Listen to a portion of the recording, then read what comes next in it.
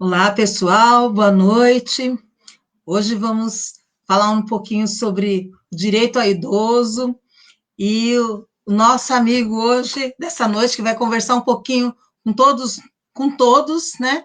É o doutor Dario, um nosso amigo, Dario Prado, que ele é advogado, ele é especialista em direito processual civil, direito sanitário pela Unicamp, e bioética pela USP. Ele é vice-presidente do Instituto Brasileiro dos Direitos da Pessoa Idosa e gestor da Santa Casa de Vinhedo. Bem-vindo, Dario. Bem-vindo. Bem-vindo, boa noite a todos os que estão nos acompanhando, né? É uma satisfação, uma honra poder participar, a convite da colega, da amiga doutora Márcia. Nos conhecemos no mestrado de saúde pública, né? Acompanho um pouco o trabalho dela, admiro, uma médica atuante, sanitarista, né? Porque acaba fazendo saúde pública também, Exato. né? E admiro o seu trabalho, sua militância também no Poder Legislativo. Eu também tenho um pouco de vivência como assessoria, né, jurídica, tal, do Poder Legislativo. Vejo a importância que o vereador com visão, né, nesse momento de pandemia, de excepcionalidades, né, e também na questão dos direitos aí de primeira geração, os grandes direitos, como é o direito do idoso, né? Então, parabenizo a sua iniciativa, espero poder estar passando algumas informações. A ideia aqui é fazer uma troca, uma conversa, né? Nada teórico, bem assim, para troca de conhecimentos, informações, a gente explanar um pouco das políticas públicas do idoso, da pessoa idosa, né? Numa visão ampla aí de direito difuso, coletivo. Então, a ideia é essa. Eu parabenizo a todos, boa noite. Quando eu puder começar, é só me dar o start que eu já falo. Dario, antes eu acho que seria interessante, nesse bate-papo nosso sobre o direito do idoso, falar da onde que veio essa ideia de montar um Instituto do Direito da Pessoa Isso, Idosa, legal. né? Eu vou contar um pouco da história, né, de como começou, como foi o meu contato com os direitos da pessoa idosa, a vivência, né? Então, assim, eu sou advogado, né, mas tenho uma militância na área da saúde pública também, e fui convidado, né, pela OAB, que é a nossa instituição, junto com a doutora Adriana Viel, que é a presidente, a montar a comissão especial dos direitos da pessoa idosa, que é uma comissão dentro da OAB. Quando a gente assumiu a comissão, era uma coisa até mais sucinta, né, que é uma comissão estadual dentro do estado de São Paulo. Então a gente teve oportunidade de atuar em todas as seccionais de São Paulo, né, que a OAB tem as suas seccionais, assim como o Conselho de Classe da doutora Márcio, CRM, que tem as delegacias regionais, a OAB também tem as suas seccionais. A nossa aqui era Vinhedo e Louveira, no caso municipal. Mas a gente foi convidado, depois de um trabalho na OAB local, a assumir uma comissão estadual do idoso, né? E aí a gente até trabalhou na nomenclatura da comissão. A gente expandiu para Comissão Especial dos Direitos da Pessoa Idosa, porque o termo amplo, né, pessoa idosa, que daí fica abrangente. E foram 3 anos à frente dessa comissão, foi um trabalho muito extenso, aprendemos muito, a doutora Adriana conseguiu até um assento no Conselho Federal da Pessoa Idosa, em Brasília, junto com a OAB Federal, e foi muita bagagem, muita troca de conhecimento. A gente ia praticamente 3 vezes por semana em São Paulo, porque a sede da OAB é lá na Praça da Sé. Então, aprendemos com as outras comissões. Lá a gente fez uma interface com dois grandes parceiros, que foi o Ministério Público, né? O doutor Dalton Pastore, ele era o promotor de justiça da pessoa idosa, que só na capital tem essa atuação. Hoje, né, inclusive ele é um dos nossos, esteve presente na nossa fundação, Dr. Delton, Hoje ele já é procurador de justiça do Estado de São Paulo. Mas ele foi uma pessoa que nos ajudou muito no âmbito do Ministério Público, e também na cidade de São Paulo, nós fizemos uma parceria com a Comissão Especial da Pessoa Idosa, dentro do município de São Paulo, lá com a doutora Sandra, né, e a gente fez um trabalho, uma troca de conhecimento, bem multidisciplinar, e aí, nesses 3 anos, terminou o nosso mandato, e a gente conseguiu deixar uma marca, porque esse tema do direito da pessoa idosa ainda é muito novo, né? Assim, como o direito à saúde também é muito novo, né? Ele veio com a judicialização, e o direito da pessoa, o estatuto da pessoa idosa é muito novo, né? A gente, tudo em termos de direito que tem 10, 20 anos é novo, né? É recente, porque a lei precisa ser positivada, precisa ser absorvida. A gente vê ainda muito descumprimento de direito de pessoa idosa, precisamos ter um estatuto, precisamos fiscalizar mais. É comum a gente ver na grande imprensa, né, doutora, clínicas que tratam mal ou que não tratam pessoas idosas, né, que fere a dignidade da pessoa humana.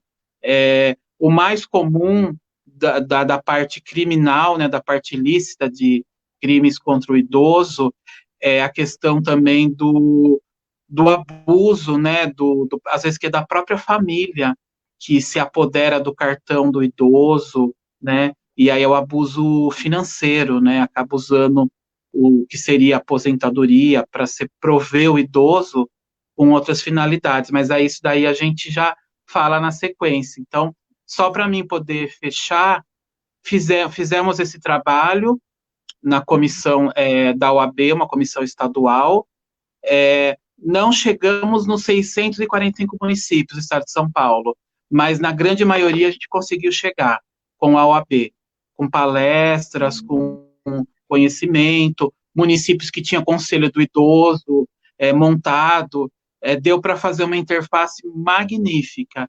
E aí a gente conseguiu, porque a OAB de São Paulo é muito forte, né, muito atuante, e dentro da OAB ela tem o seu núcleo de estudo, que é a Escola Superior de Advocacia, que é conhecida como ESA. Então, conseguimos ainda na ESA criar o primeiro curso de extensão em direitos da pessoa idosa. Esse curso a gente conseguiu realizar ele em 2018, né? Foi um curso de extensão, e o mais interessante, a ESA montou um currículo, uma composição desse curso multidisciplinar, não era uma coisa só para advogado, né? Nesse curso a gente teve colegas médicos, que é o Madison, gerontólogo, farmacêutico, foi uma turma que deu mais ou menos umas 20 pessoas, as nossas aulas eram de semanais lá na UAB São Paulo, e aí a gente fez a extensão em direitos da pessoa idosa, e aí com isso a gente fechou o mandato na OAB.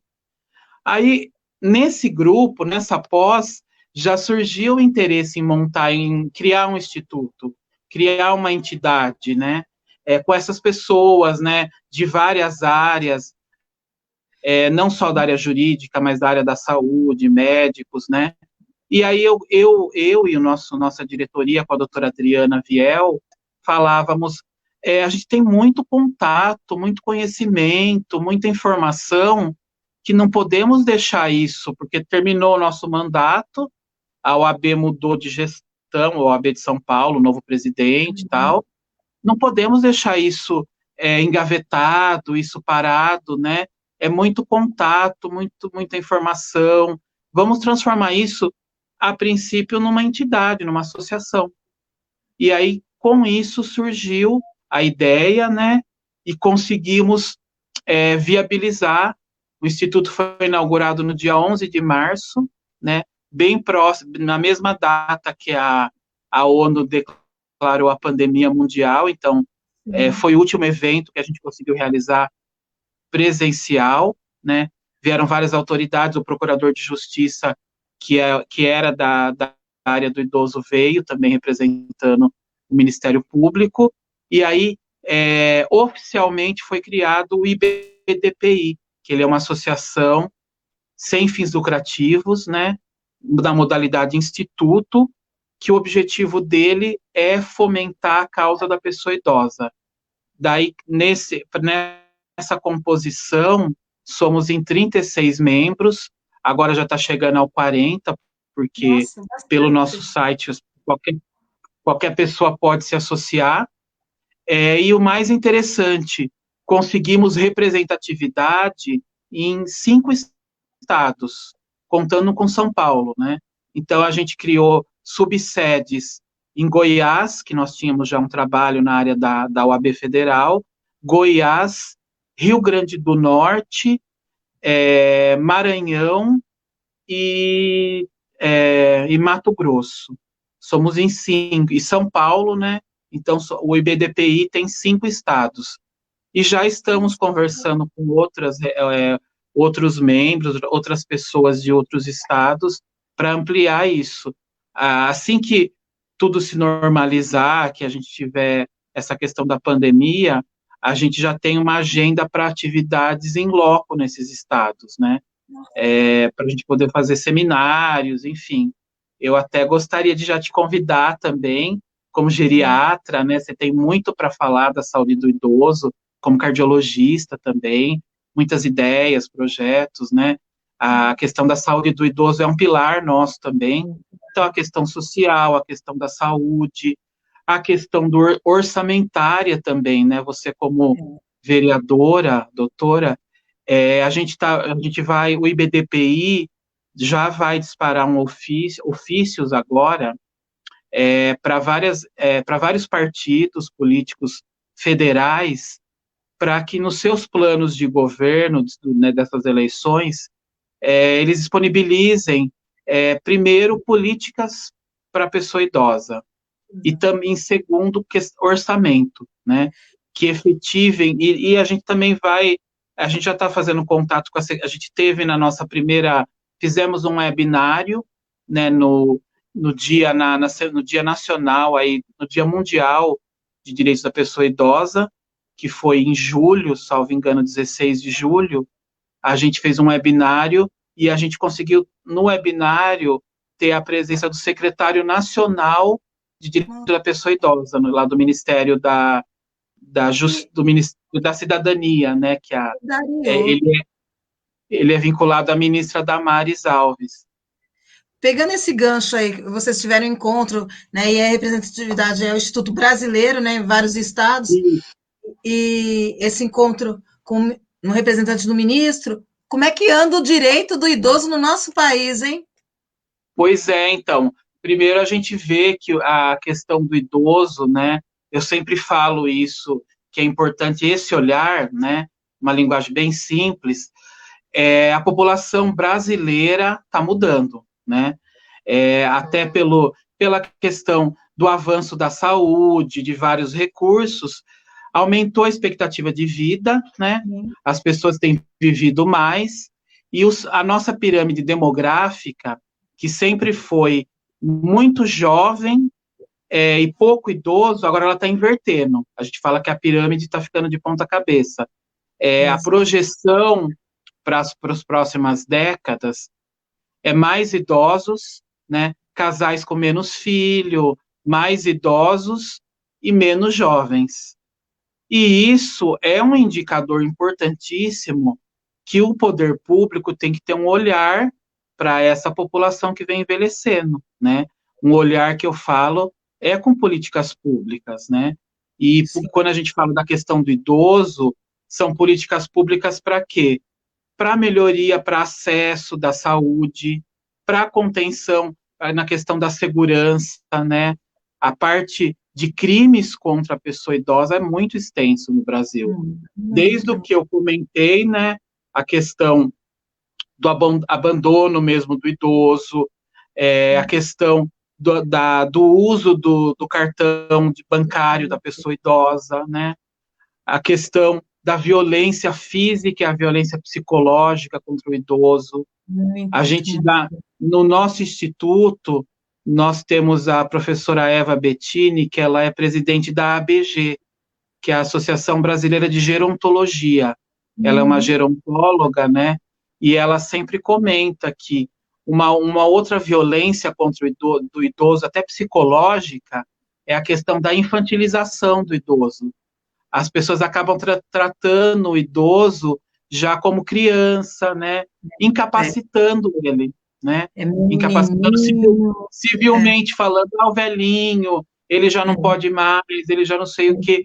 E isso tira o poder do idoso, né? O livre-arbítrio, o poder para poder se expressar também, né? Na Eu, questão ética, a gente vê muito isso também, né? O eu vejo, idoso perde a sua autonomia. eu vejo muito na saúde essa questão da infantilização, tratar como pequenas crianças, né? A fala de quando envelhece se tornaram crianças. A gente Isso, esquece toda uma história que o idoso tem, né? Esquece que ele é isso, um indivíduo que também tem os seus direitos e tem os seus quereres também, né? Ele tem os seus vontade, desejos, né? né? Tem Ele suas tem que vontades. expressar suas E, vontades, né? exato. E nós, enquanto filhos, enquanto netos ou amigos, a gente tem que respeitar o querer, o desejo do outro também, né? Sim. Amar, cuidar, supervisionar, né? E dar apoio é diferente de impor, né? Que É, muitos e aí é fazem. triste que a gente vê que esse tipo de violência, até psicológica, às vezes começa na própria família, né? Na Exato. família, no meio social que o idoso vive, ele vai se desempoderando, né? Ele vai perdendo a sua autonomia. E aí a questão da autonomia até é um dos temas que eu quero até discutir com você, quando a gente for falar de geriatria, que em Sim. bioética a gente fala muito, né? Que daí quando o idoso já está com Alzheimer, já está com alguma patologia que tira, né, a capacidade dele civil, que a gente daí começa até a pensar em interdição judicial, né? Até para proteger essa pessoa, né? Vamos interditar, geralmente, se é casado o marido, um filho vai ser o tutor, né? E essa pessoa já não pode expressar mais a sua vontade, ela precisa de um representante judicial. Aí isso é uma outra situação, é quando o idoso fica com as suas faculdades mentais, enfim, quando tem alguma patologia que já não pode mais, a sua autonomia precisa ser passada para uma outra pessoa, né? Ô, Dario, pegando esse gancho mesmo da saúde mental, onde a gente tem uma interdição, a Sônia ela pergunta aqui: como viver com uma idosa e bipolar, esquizofrênica na mesma casa? E as políticas públicas de saúde mental precisam de que brechas, né? De que forma conduzir? É uma pergunta muito oportuna, né? Porque, assim, primeiro que quando a gente fala em saúde mental, na questão, a gente vem, esse tema vem cheio de preconceitos, né? O olhar é Exato. muito preconceituoso, poucas informações, né? E eu falo por parte até do próprio poder público, né?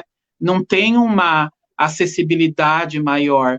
Pensa num filho, né, ou num marido tal, que já está com seu pai, sua mãe, já num grau de, vamos citar o mais que se comenta mais, que seria o mal de Alzheimer, né? E Exato. já tá num nível já que a pessoa já tem o seu comportamento totalmente alterado, né? E precisa aí de uma medida judicial, que é a interdição, né? Porque precisa de uma pessoa que vá ao banco receber, se essa pessoa tem bens, essa pessoa precisa vender esses bens, né, quando precisar de assinatura, enfim, é uma medida extrema que só é possível, tem que ter tem que passar por orientação médica, né, isso tem que estar expresso no processo de interdição, que tem que ter avaliação até psiquiátrica, em geral de 2 médicos, né, o médico, inclusive um médico que é perito do que o juiz vai indicar, para testar primeiro se a pessoa não tem mais condição de exercer os atos da vida civil, se manifestar. E aí, por sentença, por decisão judicial, é decretado a interdição, que é uma situação extrema, né? E aí, no mesmo ato, é nomeado um representante judicial que é um tutor, né, na verdade, um curador dessa pessoa idosa. A gente falando de idoso, não necessariamente só para idoso, né? Tem pessoas mais jovens também que precisam da interdição, quando tem quando sofre alguma doença grave que incapacita a sua capacidade cognitiva, a sua saúde mental, né, fica abalada. O poder de discernimento das coisas, né, de entender o que está à sua volta. Isso. O tema do idoso ele é muito amplo, sim, porque ele envolve saúde social, envolve a questão da família, né? A gerontologia, que a gente também precisa divulgar mais, que é um olhar sobre o envelhecimento, sobre a senescência, não pelas perdas, mas pelos ganhos, né? É qualificar esse idoso, reinserir ele na sociedade, né? Mudar os conceitos, porque a gente é de uma cultura que, claro, está mudando muito, né? Mas de olhar o processo de envelhecimento, quando a gente fala até de envelhecimento físico, só pelo olhar das perdas, né? Então a gente vai essa pessoa, por isso que quando a gente fala direitos da pessoa idosa, ela é uma pessoa, né? E a Constituição, os direitos protege a dignidade da pessoa humana, né? Então tem que tomar muito cuidado, né? Por quê? Porque é uma pessoa, ela tem todos os seus direitos e garantias protegidos. E é uma pessoa idosa, então ela vai passar por um processo de envelhecimento, né? Mas ela tem que ser reinserida no contexto social, né? Dario, eu vejo muito nos meus atendimentos, em muitos domiciliares ou não, a pessoa idosa com demência ou com um grau de Sim, comprometimento cognitivo, mesmo que leve, né, por já sim, ter 90 ou mais anos, que muitas vezes ela mora com outra pessoa que, por mais jovem que seja, já tem um comportamento psiquiátrico, ou um transtorno bipolar, ou uma esquizofrenia, ou um grau de ansiedade, alguma doença mais compulsiva psiquiátrica, ou também esse próprio idoso é cuidado por outro idoso. Então, sim, como garantir, né, numa casa sim. onde mora um idoso sendo cuidado por um paciente psiquiátrico ou um idoso sendo cuidado por outro idoso, garantir esses direitos desses dois indivíduos? De que forma? E de que forma o poder público pode intervir nisso, né? E onde está o direito desses dois? Primeiro eu vejo assim, que o direito ele tem que ser preservado acima de tudo, né? Mas aí eu estou falando de uma forma teórica já agora, e na prática, como garantir esse direito, a garantia, né? E até porque falta muita orientação técnica mesmo, né? Por exemplo, essa pessoa idosa já com uma demência senil, inicial, tal, ela já tem essa alteração de comportamento, né? E às vezes a outra pessoa, se é leiga, se não tem uma assistência, se não tem um suporte, vai entender esse idoso não como uma questão da doença, né? Mas vai entender como a pessoa o idoso ele está muito agressivo, ele está muito não sei o que, realmente muda o comportamento, né? Mas primeiro tem que olhar que, em geral, né, aí é a área até da doutora Márcia, decorrente da doença, né, essa alteração. E aí que entra o poder público, né, que teria que dar um suporte, né. Eu vejo, por exemplo, a gente tem, até em nível de Ministério da Saúde, o programa de atenção domiciliar, né, ou melhor em casa, médico em casa, que já é uma política pública, né, que daí essa equipe multidisciplinar, ela já passa a ter um olhar, porque cria um vínculo, né? O médico vai ser um médico generalista, que vai estar acompanhando esse idoso, talvez seja um dos meios de intervir também, né, diretamente nesses casos, né? Porque, em geral, a pessoa que já está com esse quadro, ela tem até dificuldade de ser levada para uma unidade básica de saúde, para uma unidade de saúde mental, né?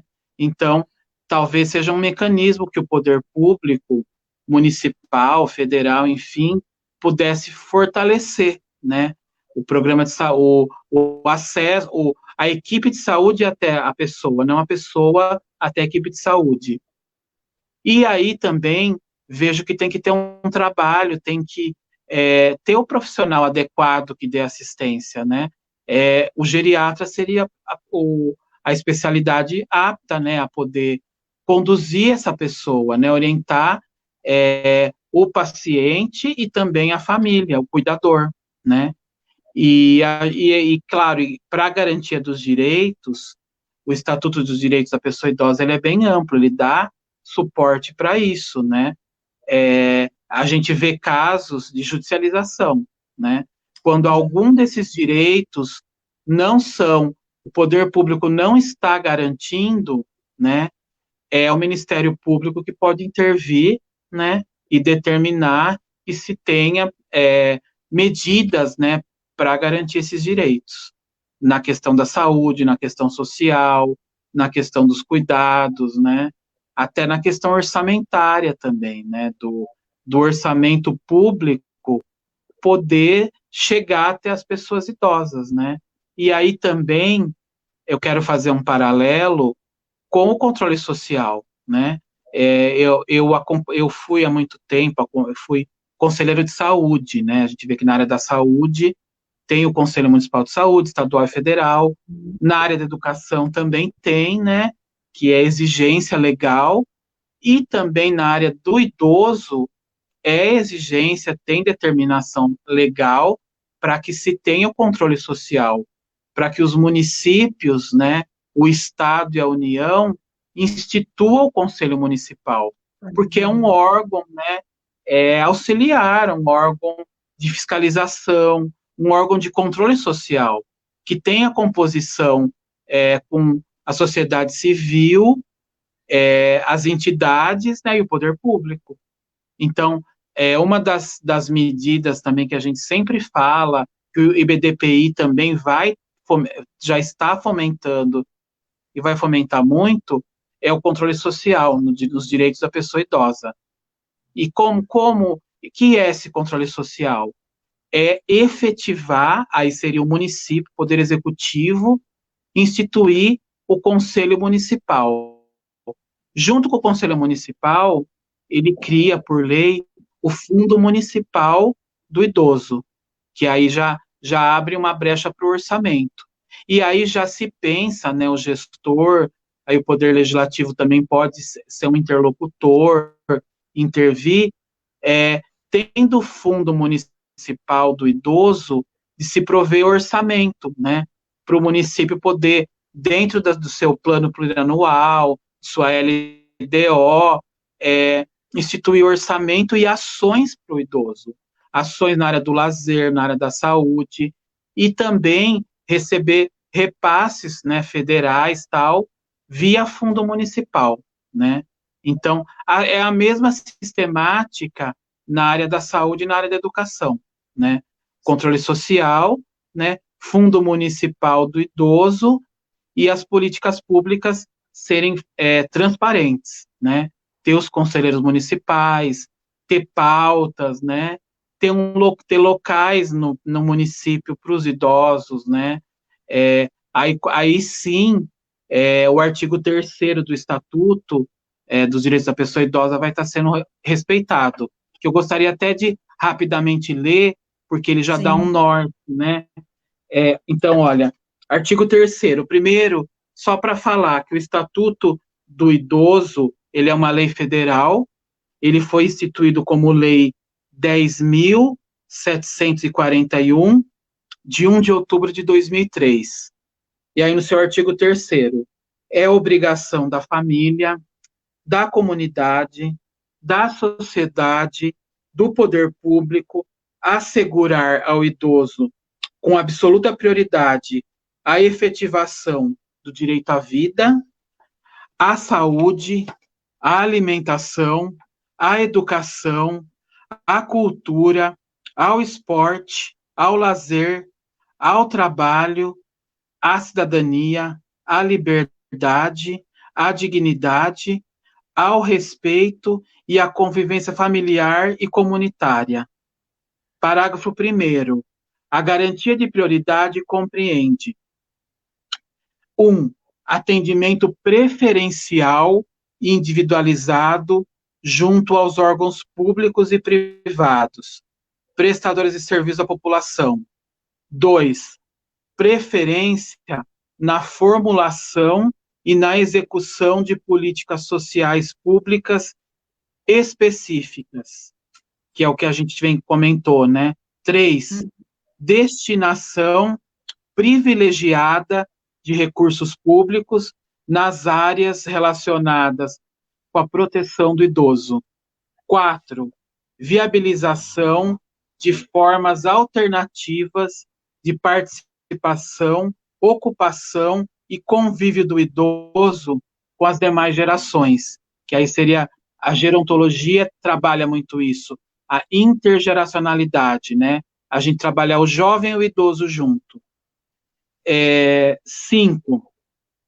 Priorização do atendimento do idoso por sua própria família, em detrimento do atendimento asilar, exceto dos que não possuam ou careçam de condições de manutenção da própria sobrevivência. 6. Capacitação e reciclagem dos recursos humanos nas áreas de geriatria, gerontologia e na prestação dos serviços aos idosos. 7. Estabelecimento de mecanismos que favoreçam a divulgação de informações de caráter educativo sobre os aspectos biopsicossociais do envelhecimento. 8. Garantia de acesso à rede de serviços de saúde e de assistência social locais. 9. Prioridade do recebimento da restituição de imposto de renda. É a Lei 11.765 de 2008. Isso é o parágrafo 2º para a gente fechar o artigo.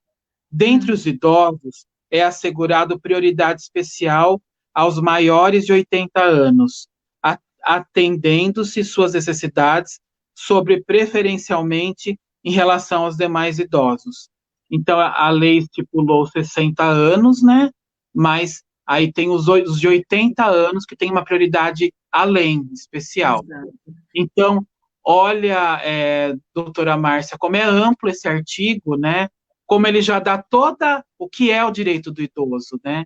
Ele fala que o poder público tem que garantir saúde, a família tem que estar presente, a sociedade, que não, a questão asilar, né? A questão de colocar o idoso numa ILPI, instituição de longa permanência, seria a última instância. A família tem que acolher esse idoso, né? Seus pais, seus avós, né? É um papel da família, né? E a questão que a gente bateu muito do poder público assegurar orçamento, e não adianta só ter orçamento e ficar uma dotação lá, e isso não virar execução orçamentária, né? Não virar ação, né? Não virar medidas mesmo que cheguem até a pessoa idosa. Né? É o que você bem leu no estatuto. É todo um conjunto para acolher e dar subsídio ao idoso. Então, o poder público, a família, todos têm que caminhar em volta do idoso. Poder público, tanto para dar assistência direta a esse idoso, em todas as nuances, mas também para dar suporte a essa família que vai lidar com o idoso. Isso responde a Sônia, responde ao Olício, que as políticas públicas já se baseiam aí no estatuto, né? O estatuto, ele norteia justamente isso. Ele é lei federal, né? Então, como ele é lei federal, ele acaba sendo abrangente, né, para os municípios e para o Estado. Né? E aí, em geral, o vereador legisla, né, na prática, ele pode legislar desde que não contrarie lei federal. Então, Exato. Ele pode propor projetos de lei, o executivo também, criando ações próprias, né, pegando aqui o Estatuto do Idoso como norte e criando programas, por exemplo, de lazer para o idoso, né, Nas unidades básicas de saúde, tem município que não comporta ainda, que não tem estrutura para ter uma saúde mental, mas pelo menos prover o médico geriatra, porque tem município que nem tem geriatra na sua estrutura, né? Quem tem acaba sendo um ganho grande, né? Tem município que tem o clínico só, né? O médico de família, né? Mas daí entra o que você leu no estatuto, né? O capacitar esses profissionais que irão lidar com o idoso, né? Eles têm Justamente. que olhar do idoso. Assim, e realmente ter a sensibilidade dos gestores políticos, públicos, né, em prover orçamento mesmo, Sim. e não só orçamento, programas, né, hoje a gente vê, como eu falei, a pirâmide está invertendo, né, vai ter muitas pessoas com mais de 60 anos, mas com capacidade produtiva, capacidade intelectual, né, quero chegar lá também assim, bem, e quero ter que a minha vida social, quero que o município que eu more me garanta condições, né, de poder estar convivendo socialmente, produzindo, né. E uma outra questão também que a gente observa muito, tem já alguns indicadores no IBDPI, no Instituto, é a questão de idosos que são chefes de família, né? Sim. Porque essa questão familiar, então o que acontece? O filho fica desempregado, enfim, e volta a morar com os pais, ou o neto. E quem é o garantidor de renda dessa família é o idoso aposentado, é o provedor, né? Então, a gente vê muitos casos de idosos também que voltam ao mercado de trabalho para complementar a renda, né? Então, a gente está vivendo um momento social, demográfico, né, de mudança mesmo. É, Só que, é, assim, são situações que os países desenvolvidos já vivenciaram, né? Por quê? Porque já tem uma população que já passou pelo processo de uhum. envelhecimento. No caso do E, Brasil, está havendo a transição agora. E aí, por isso que a gente fala da importância desse tema, né? E da importância do olhar do Estado sobre isso, né? Sobre a questão do trabalho, como o Estatuto fala aqui, né? A questão do trabalho, garantir o trabalho, primeira garantia, a vida, né? Que é constitucional. No direito a gente fala que é cláusula pétrea, é cláusula de pedra, né? É aquela disposição que está lá no artigo 5º da Constituição, direito à vida, à liberdade e tal, que não pode ser mudado, né? Que não dá para fazer medida provisória lá e mudar, só se mudar a Constituição. Então, direito à vida, direito à liberdade, direito à dignidade, direito ao esporte, direito ao lazer, direito ao entretenimento, né? É tudo coisas que a gente tem que pensar em como transformar no meu município, na minha realidade. Como eu pego isso e transformo numa política pública local, num programa, num projeto, né? Claro que quando a gente fala, a gente é obrigação do Estado, a gente tem que olhar os dois lados também. sim. Tem município que tem uma arrecadação que dá para converter nisso, mas tem município que também não tem. Mas isso não impede de começar uma política pública, um programa menor, como a própria doutora Márcia falou, não tem na estrutura daquele município concursado médico geriatra, tudo bem, mas capacita os seus médicos, né? Capacita esses profissionais, médicos, enfermeiros, fisioterapeutas, para ter uma formação, um olhar sobre a pessoa idosa também, uma formação mesmo, né? Saber conduzir esses casos. Então, são pequenas ações, mas que dão grandes resultados, né?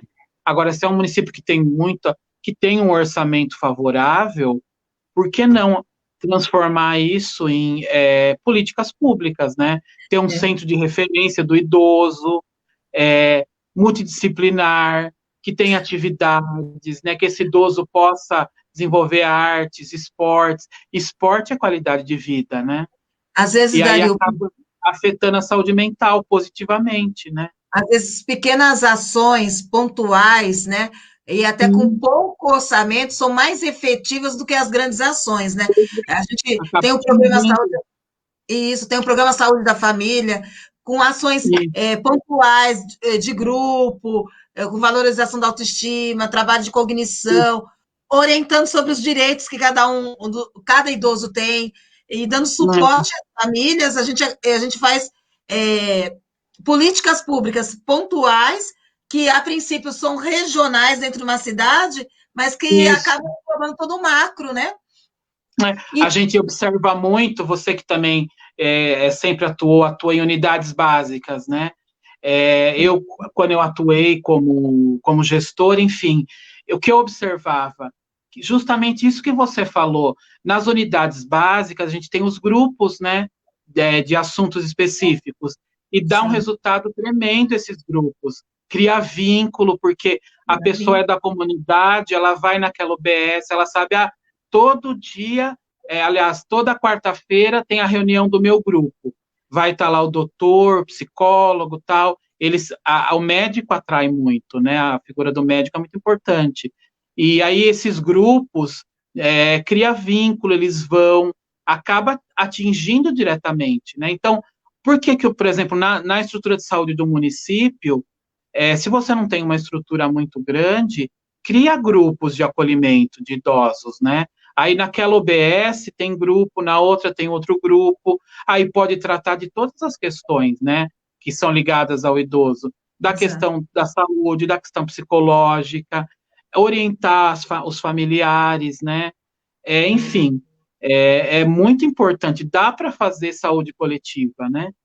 Isso que você está comentando sobre esse trabalho, a gente está comentando sobre trabalho em grupo, vai de encontro com o que está no estatuto, né? Quando a gente trabalha também as questões entre gerações.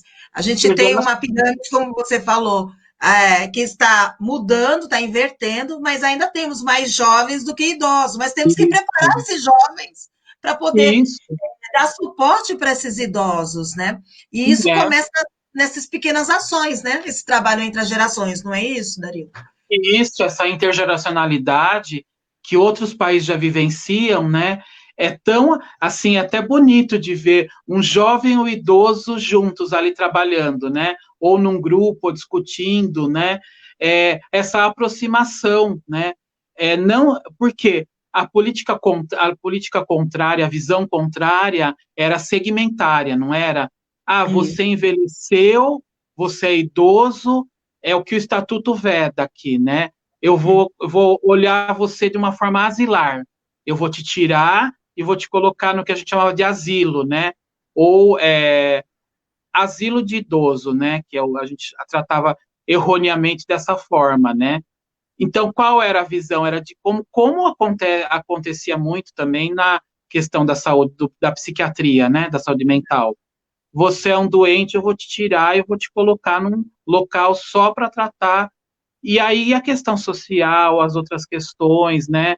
E aí não, aí a gente tem que trabalhar a questão intergeracional, não mais segregar, né? Claro que existem os casos específicos que tem que segregar, né? Ainda mais na psiquiatria.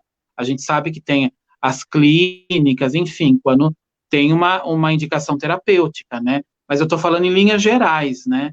Em linhas gerais, o olhar não é mais segregar, o olhar é intergeracionalizar, né? Tá junto, tá discutindo junto, tá trabalhando, né? A gente vê em outros países, eu já vi jovem e idoso na mesma função, claro que com horários diferentes, né? Porque o idoso já também não tem aquela mesma produção que uma pessoa jovem, né? Tem as trocas dos saberes também, né? Tem O idoso experiência, tem uma né? experiência. E é isso que o Giovanni comenta. O Giovanni Prado, ele fala, ele questiona, ele fala, o Estado é ineficiente, ele não garante de maneira adequada as necessidades para uma vida digna, e a sociedade não consegue entender que um idoso é apenas uma pessoa mais vivida, uma pessoa mais É, experiente, né? ele Que falou tudo, é isso mesmo, né?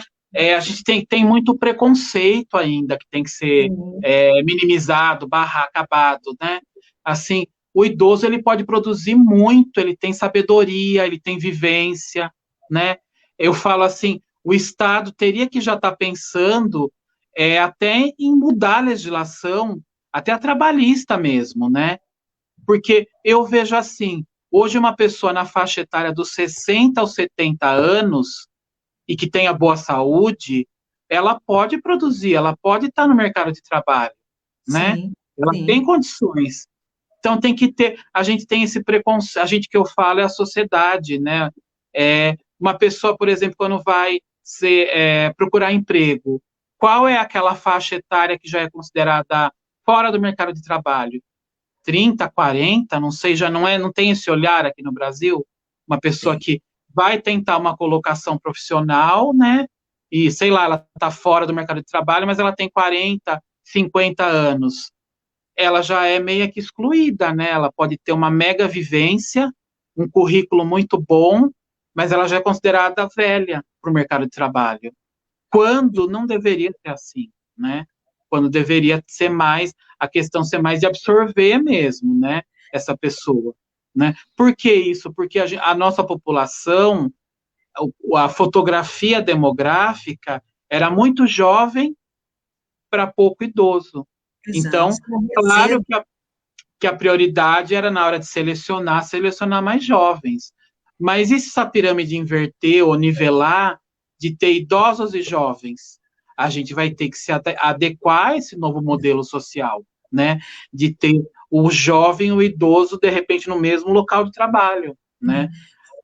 Se morria mais cedo antigamente, né? A média era 50 anos, 60 anos. Então, por isso a mão de obra era apenas era mais jovem. Hoje se vive, como você É, falou, 70, 70 e poucos anos. E a Kátia me pergunta aqui, diante desse envelhecimento, diante dos casos de demência, e dentro de uma família, como escolher numa interdição quem vai ser o curador? em geral, a lei ela já dá alguns nortes, né? Tem que ser a pessoa mais próxima. Então, por exemplo, se é um casal, o esposo e a esposa, né? Vai se interditar o esposo, por exemplo, e a esposa, mesmo idosa, mas tem condição, ela pode ser a curadora, um exemplo. Pode ser um Sim, filho, né? Um filho. Agora, vamos considerar um caso que não tenha, né? Eu já tive um caso concreto da pessoa não ter ninguém no âmbito familiar, né, próximo, para ser o curador. Aí o Ministério Público, o que ele fez na comarca? Ele indicou um curador de fora, um terceiro. E só que assim, o processo de interdição, ainda mais quando envolve idoso, ele é bastante fiscalizado pelo Ministério Público, né? Esse curador tem que, inclusive, prestar contas, né, se, por exemplo, essa pessoa idosa, ele retém o benefício, a aposentadoria, enfim, ele tem que usar isso e demonstrar que ele está usando para prover essa pessoa, com alimentação, roupa, habitação, remédios, né? Enfim, o Ministério Público acompanha, né? Esse curador. Claro que ainda falta muito ainda, né? A gente sabe que tem entre o que a lei determina e a prática, tem uma janela, uma lacuna. E é aí que entra, primeiro, o papel do cidadão, né, de cada um, de denunciar, né, e a questão do controle social também, que eu falo de ter um conselho municipal do idoso atuante na cidade, né, que acompanhe, que fiscalize.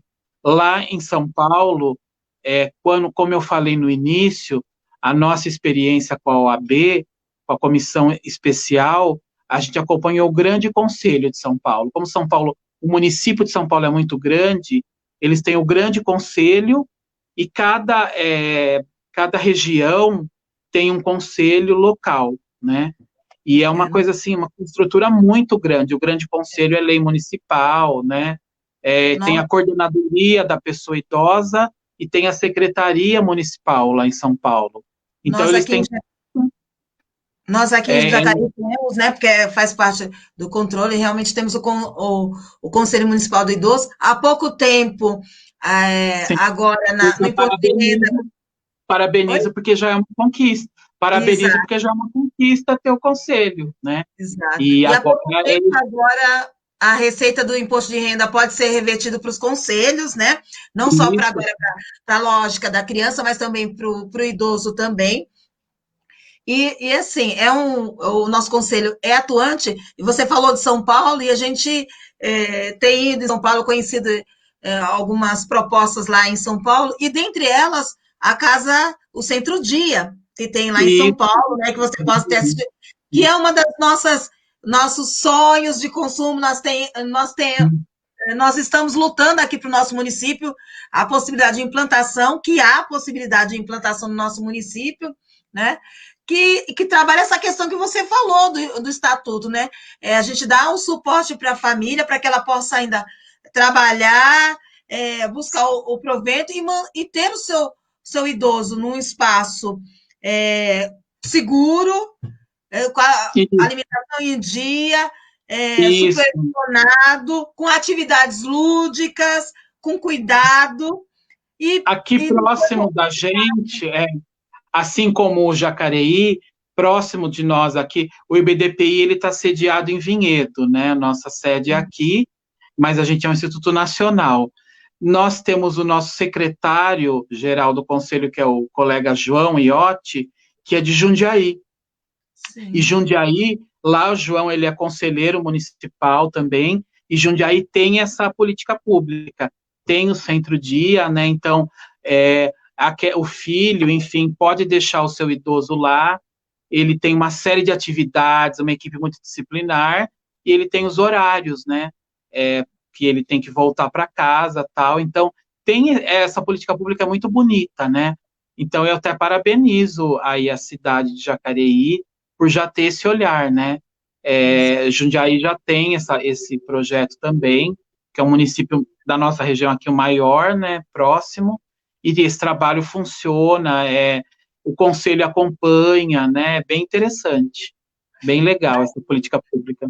Dario, que outras políticas que você vê no nosso cenário nacional que são interessantes, que precisariam ainda ser mais fomentadas para garantir o direito do idoso no nosso país e na nossa região, né? A sua região de Campinas, a minha aqui do Vale do Paraíba, nosso estado de São Paulo, né? Eu vejo assim uma situação premente assim que deveria que o poder público precisa ter um olhar e rápido é a questão da violência contra a pessoa idosa. E quando eu falo violência, é física, psicológica, é a parte criminal mesmo, né? Os indicadores, quando a gente começa a discutir isso, até no estatuto, até porque a gente trabalhava paralelo ao Ministério Público com o Dr. Delton, é muito grande a questão da violência contra o idoso, né? A questão da violência física, a questão de se colocar numa instituição e abandonar o abandono do idoso. A violência física é quando quer retirar de forma até partindo para as vias de fato mesmo, agredindo o idoso, ou prendendo o idoso. Aqui no município de Vinhedo nós tivemos um caso que virou até notícia nacional de uma idosa que ela estava praticamente em cárcere privado, né? Ela estava há anos, ela nunca tinha saído mais, e ela era ameaçada eu não me lembro se era filho ou filha, e se ela falasse para alguém tal, eles ameaçavam ela. Então, além do crime de cárcere privado, tinha o crime de ameaça, ela tinha muito medo. E aí parece que, eu não sei como, se foi o social ou a saúde, eu não me lembro dos detalhes, numa dessas abordagens, conseguiu, conseguiu verificar essa situação e acionou a polícia. Aí a polícia apurou e realmente era uma questão criminal, né, uma questão gravíssima. Essa senhora estava, acho que há mais de 5 a 10 anos vivendo num quarto, né, e todos os bens dela não estavam mais na posse dela, o cartão, enfim, cartão de aposentadoria, benefício. Então, a questão da violência contra o idoso, eu penso que a gente precisaria pensar, o poder público ter um olhar mais atento, né? E se criar, assim, o Estatuto do Idoso, eu vejo que ele não supriu ainda essa questão da violência, né? Há um exemplo, vou dar um paralelo. A violência contra a mulher, né? Tem uma série de legislações, né, tal, de proteção, mas não eram efetivas, né? Precisou de uma nova lei, a Lei Maria da Penha, para garantir algumas medidas protetivas eminentes na hora. Afastamento do agressor, prisão preventiva de imediato, né? Talvez, na questão da violência contra o idoso, deveria ter uma legislação mais efetiva também, né? Que garantisse isso, mais rapidez, né? Exato. No nosso município, nós aprovamos, né, enquanto legisladores, uma ampliação da Lei Maria da Penha, que é a implantação da família segura, que nós chamamos aqui, em Jacareí. Sim. Neste caso, seguindo a linha da Maria da Penha, a gente tem uma patrulha Maria da Penha, que, sim, nos casos de violência doméstica, a família, criança, adolescente e idoso, no caso, é atendido por, sim, essa família. É um braço da legislação vigente que amplia essa questão do idoso também.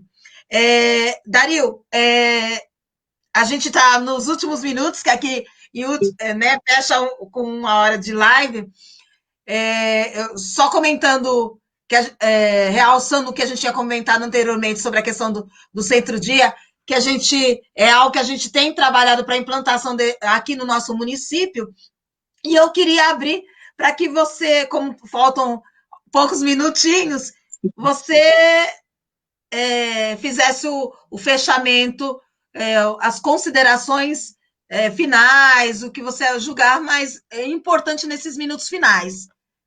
Tá joia. Bom, eu queria, então, reforçar cada vez mais, eu queria divulgar o site do IBDPI. Como eu falei, a gente é um instituto, uma associação sem fins lucrativos, né, focada aí em pensar, em interagir na causa do idoso, né, e de âmbito nacional. A gente criou de âmbito nacional porque a gente quer levar a temática para todos os estados. Estamos abertos lá no nosso site, vocês vão poder se associar, quem quiser. Eu acho que o mais interessante é conhecer nosso instituto, lá tem todas as informações, então é www.ibdpi, que é a sigla de Instituto Brasileiro dos Direitos da Pessoa Idosa.org.br, né? Lá tem todo o nosso estatuto, qual a nossa função, e assim, eu queria finalizar agradecendo o convite da Márcia, né, minha amiga, parabenizando aí pela sua atuação. Fiquei muito feliz de saber que tem o conselho, que tem o centro-dia, né, que continue se transformando o orçamento público em ações aí, porque seguindo a lei federal, como você falou, né, e eu achei super interessante esse projeto que você falou na questão da violência contra a mulher, dessa lei municipal, porque é a mesma ideia que eu falo de se fazer com o Estatuto do Idoso. Olha só, o município, os legisladores, vereadores, pegaram a lei federal e complementaram ela, né? Deram um subsídio, criaram uma complementação a nível municipal, que é o que a Constituição fala, né? Você não pode só fazer projetos contrários à lei federal, mas suplementar, complementar ela em função do legislador, né? E que se consiga fazer isso, não só Jacareí, mas Jundiaí, Campinas, enfim, a região aí do Vale do Paraíba, né, os municípios, que se consiga complementar o Estatuto do Idoso, criando esses projetos, né, transformando o orçamento público em ações efetivas. E que a gente, como cidadão também, cada um de nós somos os futuros idosos, né? E a gente já tem idoso na família também, porque a gente tem pai, mãe, tio, né? Que a gente comece com o nosso núcleo familiar, já promover a intergeracionalidade, né? a já ter um olhar diferenciado sobre essa pessoa idosa. Um olhar desprovido de preconceito, um olhar de inclusão, né? Um olhar que esses nós que vamos ser os futuros idosos, a gente já vai ser idoso da era digital, né? Nossos pais já têm dificuldade até às vezes, de ser Tem os idosos que mexem com o computador, tudo, mas nós vamos ser já os diferenciados, né? Então, a gente vai ter mais facilidade, penso eu que teremos mais facilidade de usar essas ferramentas aí do mundo moderno, né? Como essa ferramenta que a gente está usando agora, né? Em função da pandemia, a gente está usando uma live falando com quantas pessoas, né? Então, que o direito do idoso é um direito amplo, múltiplo, que envolve saúde social, lazer, segurança, e a gente comece a ter um olhar diferenciado, um olhar mais amplo, né? A gente começa a pensar o idoso não como o velhinho, coitadinho, o fragilizado, mas como um cidadão que tem uma série de direitos e deveres e que quer interagir na sociedade. A minha mensagem final é essa. Só finalizando, eu quero agradecer, né, a sua participação. Dario, muito obrigada, né? Começou lá no nosso mestrado em saúde pública. Muito legal. E representando aqui o Instituto Brasileiro também. Essa live é para todos vocês que estão nos assistindo entender que o direito do idoso, como falou o Dario, é um direito que começa com cada um de nós. Desde a criança, a forma que a gente ensina essa criança a cuidar desse idoso, a nós como cuidamos do nosso idoso, e o próprio idoso inserido nesse meio. É saúde, é acessibilidade, é política, é economia. O idoso é um ser humano, somos nós no futuro. Sim. Né? Essa criança no futuro. E peço a todos que assistiram a live, que multipliquem, todos que assistindo a live, que participem do Conselho Idoso. Eu vou colocar no final depois o site do Instituto Brasileiro para vocês acessarem, participarem, se apropriarem mais, vestirem essa camisa, que a camisa é nossa, né? Nós somos essas pessoas que serão idosas no futuro. Quero agradecer a todos. Daqui a 15 dias teremos uma outra live, também com minha amiga fisioterapeuta Pauline. A gente vai conversar um pouquinho também sobre esse olhar da fisioterapia. Agradeço a todos que participaram com a gente essa noite. Fiquem com Deus. Uma boa noite. E agradeço, Dario, sempre. Eu quero só aproveitar também e mandar um abraço para todos que estão nos ouvindo, nos acompanhando, né? Os colegas do IBDPI, os colegas internautas, ouvintes. Também um abraço para a população de Jacareí e para você especialmente, né? E já em nome do IBDPI, convidá-la para também fazer uma live com a gente, como para falar, você tem uma visão ampla na área da medicina, na área da saúde pública, né? E aí, em breve, a gente tenta estar agendando uma live com a Mércia. E que todos fiquem com Deus. Amém. Vamos multiplicar esse olhar, né? Ao idoso. Sim, legal, verdade. Boa noite. Obrigada a todos. Boa noite, até mais. Até. Obrigado. Tchau.